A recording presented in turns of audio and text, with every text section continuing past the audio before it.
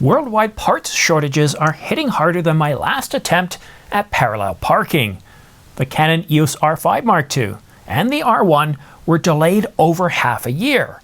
The Nikon Z7 Mark III and even Sony's A7 IV are now also delayed. Panasonic's delayed too, which means that my procrastination finally has some competition. So stick around after this short message and we'll give you an update on the new timelines. But before we get to the details, please subscribe to this channel. It doesn't cost you anything, helps this channel grow, and keeps you up to date on the latest camera coverage. According to Andrea Pizzini, Canon isn't the only manufacturer that's affected by these parts shortages. Sony had to delay the roadmap by at least 2 months, probably even more.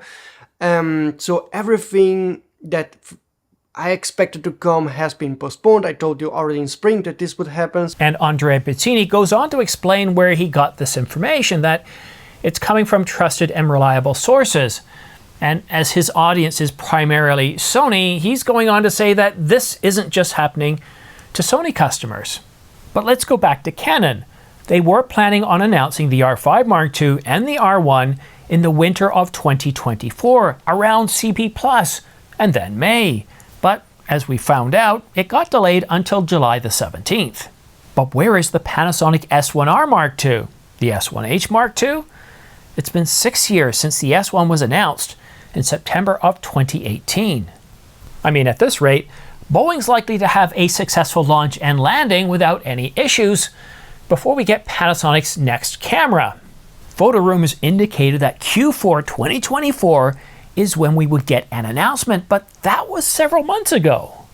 And there's been absolutely nothing, crickets chirping, nothing since.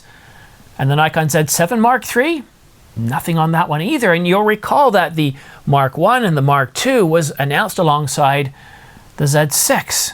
We got the Z6 Mark III and no Nikon Z7 Mark III. Nikon Rumors was hinting back in June that we'd see the Nikon Z7 Mark III sometime in Q4, although that information was far from credible. Now, while we don't have any specific dates, the timelines are starting to shift. Now, before we get into the exact timelines of Sony, Canon, and Panasonic, let's go ahead and address where we expect the windows to be. So starting right now, the middle of September up until the end of October, maybe the first week of November, is the primary fall season for announcements. So if Canon, Sony, Nikon, and Panasonic have something planned, they're going to do it now. And already this week alone, Canon's given us 2 announcements. The C80, a follow-up to the C70, and last night, or the night before, we got the announcement of a new 28-70 f2.8. And of course, the next window after that starts middle of January and goes all the way up until the end of May, although sometimes we do get announcements in July, as we saw with the July 17th announcement of the R5 Mark II and the R1. And of course, back in 2020, we had the R5 Mark I on July the 9th, I believe. And of course, we had the Sony A7S III at the end of August. But the 2 primary windows are now till the end of October. And of course, mid-January up until the end of May. So now let's take a look at some of the evidence to indicate when we might expect to get some of these announcements. It normally takes 1 to 3 months after we receive a camera registration before we get an announcement. But now we're actually seeing 6, 9, and even 12 months since registration. And this is across the board. Why? Well, very simply, these companies are all using the same components that are made by third parties. And until these third parties catch up, the delays are going to continue. So that brings me to this really strange subject of pre-orders. I just covered a live stream announcement of the Canon RF 28-70 f2.8. 5 years ago or so, I couldn't care less about pre-orders. I didn't do anything with pre-orders because I didn't see the point. I would ask my friends, what are you getting by pre-ordering? Well, I get it on the first day. I thought, okay, you're giving them your money now and you get to pick it up the first day, and I get to walk in the store and do the same thing. I didn't see the point to it. But since 2020, with everybody using the excuse of parts shortages, logistics, and the list goes on, if you actually want to get something close to when it's announced, you have to pre-order, and you have to pre-order within the first few minutes of the announcement to expect to get it. This lens here, the 100 to 500 millimeter, f6.3 to 9.0, I got this day one, but I was lucky. A lot of people that pre-ordered day one still don't have it. That's ridiculous. That was 10 months ago. 10 months. That's a huge amount of time to wait. And I'm not trying to pressure you. Usually when we have an announcement, it usually takes at the very least 2 weeks until we get a shipment date. So what I would recommend doing, if you're kind of on the fence and you're not sure if you want to get it or not, and you want to follow the reviews and see how well it goes, what I would suggest doing is go ahead and pre-order immediately. And then mark down that shipping date. Do your research. And you know what? If at the end of the day you're not interested, well, cancel your pre-order. There's nothing lost. But if you do it the reverse, if you do all your research and then make the decision that you want to purchase it, well, you could end up waiting the better part of a year. And that's like getting kicked in the gut. Well, it's not like getting kicked in the gut at all, but you know what I mean? It's just, it's so frustrating when you actually want to buy something and you can't, and there's no shipment in sight. It's really frustrating, isn't it, Kathy? So here's the latest around the water cooler. Let's first address Canon. The only other registered camera that we haven't seen fulfilled that was registered many, many months ago is the Canon EOS R6 Mark III. It's not going to be available until Q1 of 2025. And the Sony a7 IV won't be available also until Q1 of 2025. And the Alpha 1 Mark II, are you beginning to see a trend here? Q1 of 2025. But the Nikon Z7 Mark III, well, we don't have anything credible, but if we were willing to, well, based on the latest rumors that came out early summer, we're probably still within a potential launch window of Q4 this year. Otherwise, Q1 of 2025. And the Panasonic S1R Mark II that was due to be announced in Q4, well, it could happen in Q4. That would mark 6 years since the S1R and the S1 was announced. That's a long time. 6 years.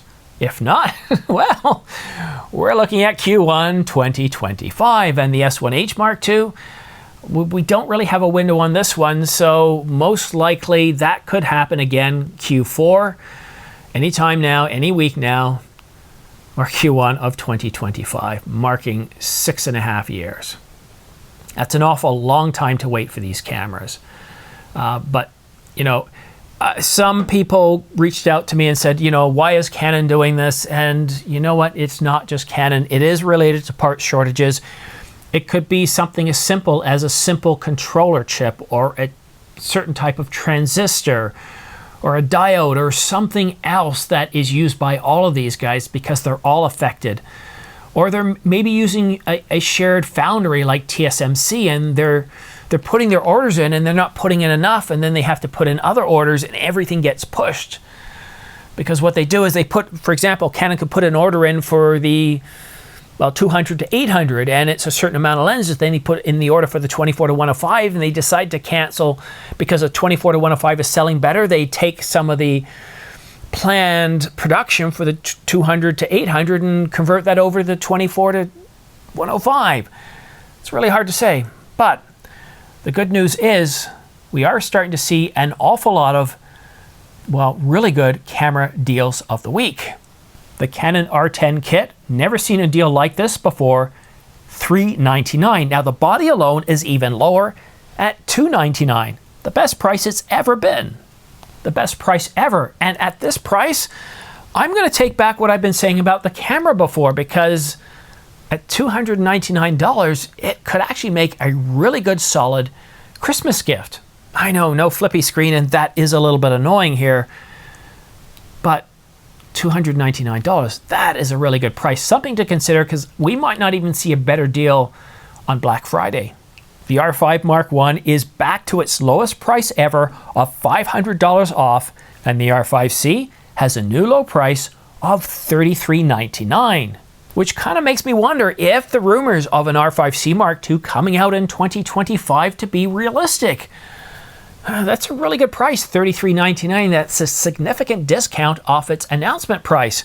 And I know what you're thinking. Could they do it in Q4 of 2024? Well, sure, Canon has surprised us before. We didn't really know about the R3 until the night before. But I'd be surprised if we got the R5C just, well, a couple of months after the R5 Mark II, with Canon still trying to play catch up. No, if I was Canon, I would actually push the R5C into Q1 of 2025. And over at Nikon, we have the Z7 Mark II at $1,000 off, and the Z6 Mark II at $500 off. The Sony a7S III is the best price I've ever seen at $31.98. The a7R5 is back to $33.98. And I gotta tell you, the deals are starting to heat up. I've got a list of some 20 or 30 deals in the description down below. Normally, on a normal given year, I might only have 5 links. It's getting kind of ridiculous. I really need to clean them up, but the problem is these deals, they're not really going away. All the way from the R100 up to the top-end Canon cameras, the 1DX Mark III, the 1DX Mark II, the R3, other than what they've just announced, they're all on sale, and we're seeing the same at Nikon. And, well, Sony, we're starting to see some more sales as well. The only place we're not really seeing sales is at Panasonic.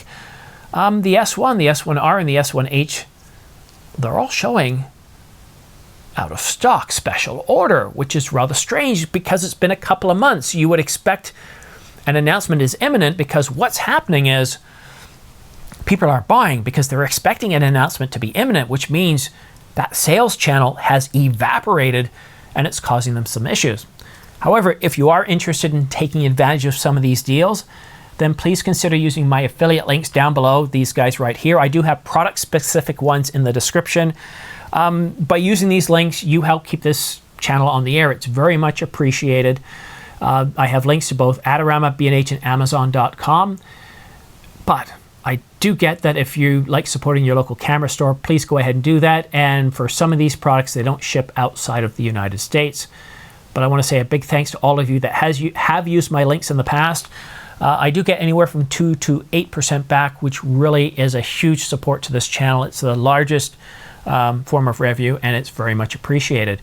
I also want to say a special thanks for tuning in, for watching, and even watching my live stream of the RF 28-70 the other night at midnight, despite not really being interested in the lens, just tuning in to have a conversation. It was a bit of a challenge because I didn't have any guests with me, which means I'm trying to do everything, and I feel like a squirrel trying to cross a freeway. But again, thank you so much for tuning in. It's very much appreciated. I do have one request. Are you a bit of an expert with audio? Because, well, audio's not my thing. And every time I try to spend a little bit of time trying to make the audio on this channel better, I always end up screwing it up. So if you're familiar with Final Cut Pro, because that's what I use for editing, I use a Tascam, and what I could do is just simply, if you'd be willing to help me out, email me. My email's on the, I guess it's the main page of, it doesn't say email here, but if you click on more or the hyperlinks right up where it has the description information, you can email me. I'd really appreciate if I could send you a short sample. You could help me come up with the right filters I need to configure in Final Cut, because I keep the same settings on my Tascam every time. I know it's not perfect. I just want to get it to the point where people don't pay attention to the audio, that it doesn't clip when I start to talk a little softer. It just seems natural. So I'd appreciate if anybody out there is willing to help me out. There is one other filter I do use by a paid company. I forgot something, RX something, I can't remember. But anyhow, we can talk over email if that's something you're willing to help me out. It'd be much appreciated. But thank you so much for tuning in, everyone. Have yourself a great day, and we'll see you again soon.